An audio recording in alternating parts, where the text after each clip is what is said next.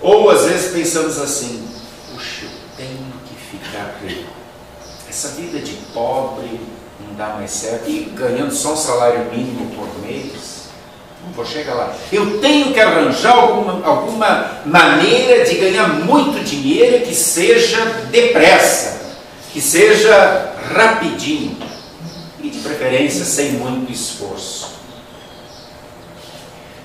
É aí que a cobiça toma conta do coração.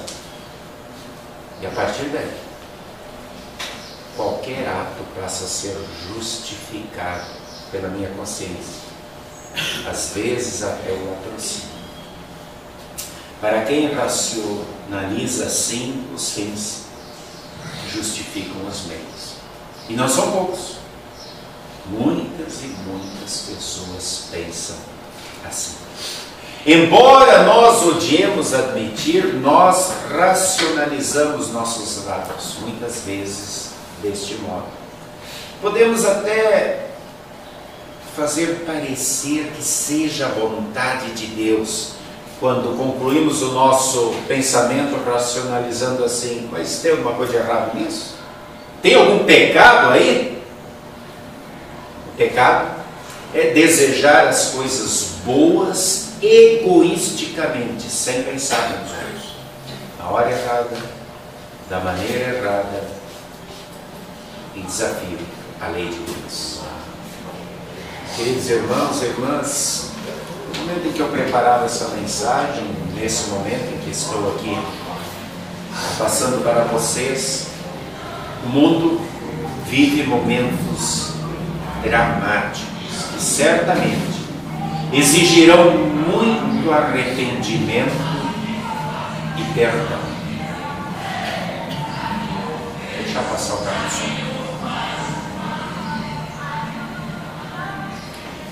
Eu estou falando da guerra da Síria. Ontem ainda ouvi um noticiário que disse que nesses 5 anos de guerra já morreram, segundo a ONU, aproximadamente 500 mil pessoas, ou seja, 100 mil pessoas por ano. Fora aqueles milhares e milhares, milhões de refugiados que pegam os navios, que se afogam no mar, que estão promovendo aquele êxodo para todos os lugares, saindo da Síria e de outros países. E por que isso? Por causa de uma guerra que, na verdade, serve a 2 interesses. De um lado, a Rússia, que financia o governo, a Rússia, o grande representante do comunismo, e do outro lado, os Estados Unidos, que financia os rebeldes. Os Estados Unidos, o grande representante do capitalismo. E assim nós vemos que aquele povo e todas aquelas pessoas ali envolvidas estão sendo usados como massa de manobra para 2 poderes que tentam governar o mundo. E não é diferente no Brasil, onde uma ala sai defendendo uma esquerda com pensamento comunista, outra ala sai defendendo a direita com pensamento capitalista, que serve como massa de manobra para esses 2 grandes poderes. Claro que aqui ainda não estamos em guerra.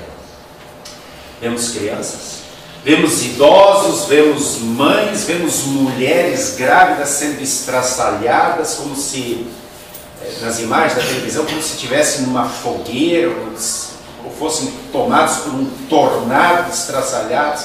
Isso nos dói. Há pouco tempo vimos aquele menininho sendo resgatado no mar, morto. Vimos aqueles outros 2 irmãos no início do ano, cheios de sangue, saindo de escombros, tinham perdido os outros irmãos. Anteontem, uma menininha de poucos anos, que novamente foi resgatada com vida debaixo de um prédio que caiu. Mas quantos e quantos não foram resgatados? Quantos e quantos foram mutilados e mortos? Não é fácil digerir tanta crueldade. E aqui se confirma o que acabamos de ler no Salmo 146, no versículo 3. Nós lemos há pouco aqui: não confieis em príncipes, nem nos filhos dos homens em quem não há salvação. Eu pergunto, vale a pena a guerra? A guerra, ela acontece porque busca de poder, busca por riqueza, busca por domínio, controle de um lado. Eu quero ter o controle, eu quero ter o poder, eu quero ter o domínio. Diante do que assistimos em tempo real, a muitos milhares de quilômetros de distância, nós nos comovemos. Mas eu pergunto, e ao nosso lado? Será que nós estamos enxergando as injustiças que matam tanta gente explorada, usada, oprimida, injustiçada, bem pertinho de nós, nossos irmãos, nossos compatriotas? O cristão conhecedor do puro evangelho do amor de Jesus, ele não pode tolerar calado essas injustiças, esses abusos, essas atrocidades, essa maldade. E aqui eu quero deixar sempre bem claro que eu não estou falando de uma questão política. Eu estou falando da questão do ser humano. Não se trata de escolher entre direita e esquerda, como estão tentando nos categorizar nesses últimos anos. Ou é meu, ou está comigo, ou é contra mim. Se não tem o meu pensamento, é contra mim. Então não é nós, é eles. Não, nada disso. É muito além disso que precisamos pensar e agir como cristãos. Não podemos servir de massa de manobra, como tantos e tantos que vão às ruas motivados por gritos de protesto. Na verdade, só estão defendendo interesses partidários e não o ser humano, e não a justiça social, embora a bandeira muitas vezes finja ser essa. Grupos de manifestantes, ativistas e assim por diante, e muitas vezes permanecem calados e escondidos quando é o seu partido que está no poder e se manifestam ruidosamente quando é outro, embora as injustiças, roubos, corrupção estejam presentes em ambos. Escolhem lados e não a verdade. Precisamos defender as condições de e para a vida do ser humano, muito além de lados. Como vimos, os textos de hoje apontam para esse problema atual e grave. Ricos e pobres. Exploração e possibilidade de cuidar. O profeta Amós chama a atenção. Chamou a atenção no seu tempo. Nós precisamos chamar a atenção no nosso tempo. Chamou a atenção para que não fossem fechados os olhos para os pobres, necessitados, oprimidos, violentados e massacrados. E ele fala ali de pessoas que estavam se banqueteando com suas festas, com suas condições sociais, financeiras, enquanto que outros passavam fome ao seu lado. Muitas vezes também nos deliciamos com nossas festas, usando roupas de marcas caríssimas, produtos supérfluos, enquanto muitos ao nosso lado estão famintos como Lázaro. E também fechamos os nossos olhos para isso. O rico tinha tudo que o seu dinheiro poderia comprar. Lázaro tinha nada. Tinha os cães que vinham lhe lamber as feridas e a esperança em Deus, que era o único que poderia fazer algo por ele. Mas na verdade a grande diferença veio no depois da morte, quando um vai para o céu e outro para o inferno. O pecado da cobiça e da ambição. Sobre isso trata o 9º e o 10º mandamento. É esse pecado que levou o rico para o inferno. As riquezas não levam ninguém para o inferno. É engano pensar, como alguns dizem, que o rico foi para o inferno por ser rico. Não. A fé não depende de riqueza nem de pobreza. Ao rico faltava fé e confiança em Jesus como seu Salvador. Ele confiava apenas no seu poder monetário, na sua riqueza, no seu dinheiro. O céu e o inferno estão cheios de pobres e de ricos. O grande problema dele foi o problema do amor ao dinheiro. Lázaro recebe um lugar no céu quando morre. O rico recebe um lugar na sepultura. A última coisa que o seu valioso dinheirinho pôde comprar. E então a Bíblia diz que o rico estava em tormentos no inferno. Esse texto mostra que o inferno é uma realidade, embora muitos que querem fugir dessa ideia digam, não, isso não existe, isso é história, e assim por diante.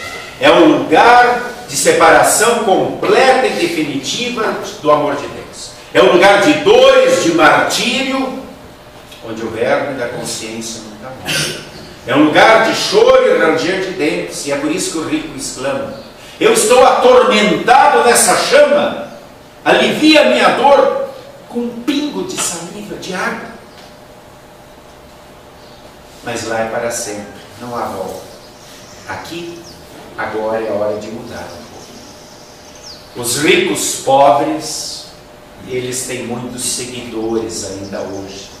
E isso acontece com os cristãos que se esquecem, muitas vezes, do exemplo de Jesus, do amor de Jesus, da vontade de Jesus, e passam por cima de amigos e de inimigos, a fim de obter seus alvos, seja na guerra, seja no fechar os olhos para os lados.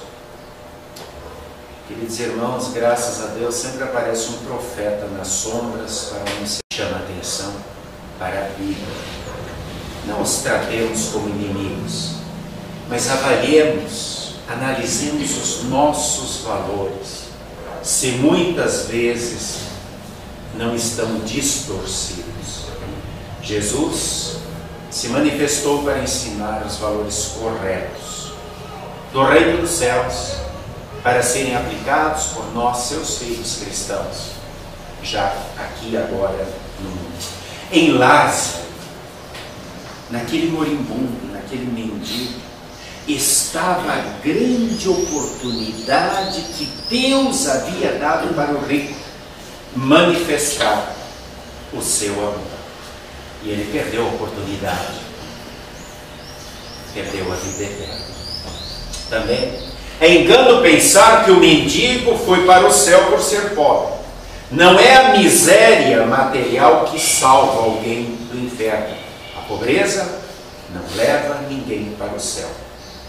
A pobreza material é um mal social e que pode ser revertido em bem quando a pessoa se aproxima de Deus.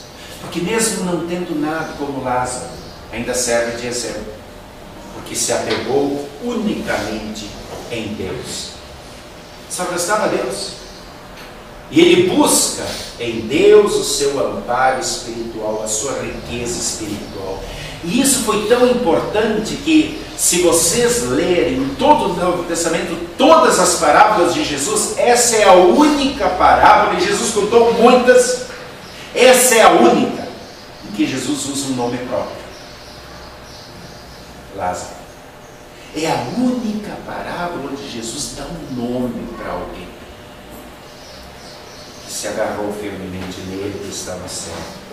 Diz o texto, Lázaro está consolado no céu. O consolo perfeito, absoluto, só acontece no céu. Lázaro, em sua desgraça e pobreza, aqui só consolava-se com a companhia dos cães e com alguma migalha que pudesse ser jogada no lixo pelo rico que sobrasse para ele. Mas morreu na sua fé, na sua esperança de que Deus o pudesse auxiliar, e foi levado pelos anjos ao céu. E por isso o texto diz, agora Lázaro está consolado. Que palavra! Depois da morte sermos consolados. Não termos mais o problema da miséria, da riqueza, da discriminação, do preconceito, do ódio, do medo, da vingança, da mentira, do pecado. E tudo isso serão coisas passadas. Queridos irmãos e irmãs, agora é a hora de nós mudarmos, de nós praticarmos e escrevermos a nossa história como igreja ativa no amor, como Jesus ensinou. A justiça social tem sido o resultado de transformação no coração das pessoas convertidas a Cristo através do Evangelho do amor de Jesus.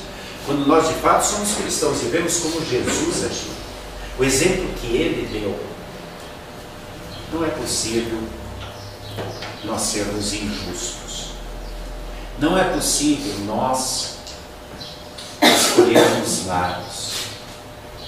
Muitas vezes, por falarmos aquilo que Jesus falou, nós somos criticados. Eu várias vezes senti isso e sinto isso na pele quando eu participo de movimentos sociais e quando eu ali estou apontando para erros que são cometidos contra os moradores em situação de rua, contra os idosos, contra as crianças, eu sou aplaudido. Mas quando eu digo que líderes de esquerda também têm que ser presos por provarem, eu sou vaiado. Queridos irmãos e irmãs, continuemos nos alimentando do amor de Deus, da palavra e dos sacramentos, para vencermos as tentações de escolhermos lados, para vencermos o orgulho, a ganância, a vaidade e para vencermos a tentação e também servirmos de massa de manobra. Não nos intimidemos, não nos acovardemos. Deus é justo e ampara sempre aqueles que permanecem fiéis à sua palavra. Ele nos dá perdão quando nós erramos. Ele nos dá força para amar o Lázaro que está ao nosso lado. E Ele nos dá a certeza da vida eterna no céu com Ele. Os pobres ricos que foram encontrados por Jesus e o aceitaram nunca mais foram mesmos. Homens como Mateus, como Zaqueu, que eram ricos materialmente, como o rico da parábola do Evangelho de hoje, mas que reconheceram a sua miséria e pobreza espiritual e que abriram mão de tudo para seguirem Jesus. Ao conhecerem Jesus e a sua palavra, descobriram outro investimento que não é a curto prazo como a riqueza material, mas é a longo prazo. Investir nas riquezas espirituais, na busca diária por paz, perdão, mais fé no estudo da palavra de Deus, comunhão e olhos para ver o que se passa ao nosso lado. Mais uma coisa, não desperdice as oportunidades, porque o momento é agora. A Escritura é o único caminho, é o único mapa, é a única bússola para o céu. Na parábola isso está bem claro. Quando o rico quer voltar de lá e Jesus diz não, Deus diz, eles têm Moisés e os profetas. Ninguém volta do outro mundo para fazer uma mensagem. Não existe essa psicografia para dar um recado do além. O recado do além está ali. É a Escritura Sagrada. A hora é agora. Se você é pobre, não deve ter vergonha da sua pobreza. Se você é rico, não deve prender o coração à sua riqueza. Sendo rico ou pobre, devemos sempre reconhecer a pobreza espiritual e buscar a riqueza que só Deus pode dar, já aqui e para a eternidade, que é o perdão, que é fé, que é esperança, que é amor, que é sabedoria e que é a certeza da salvação, onde estaremos juntos com Deus, com tantos Lázaros, que pela graça dele estão ao nosso lado e podemos de uma ou de outra maneira ajudar.